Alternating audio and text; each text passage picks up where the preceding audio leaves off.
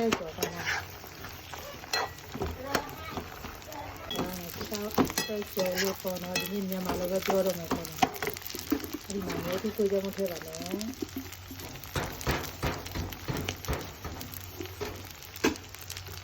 ရောမမေးပါနော်ဒီရောစက်တယ်ကြော်ထားတဲ့ဟာလေးဖြစ်ဒီရောတမမေးပါနော်အဲ့ဒါကိုစက်ပြီးတော့ဆောက်ဆက်တယ်ရမ်းလို့ပြောချင်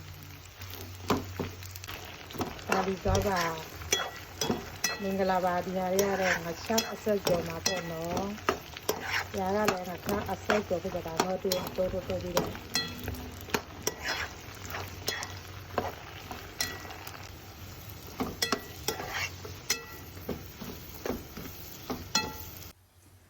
ဒါတော့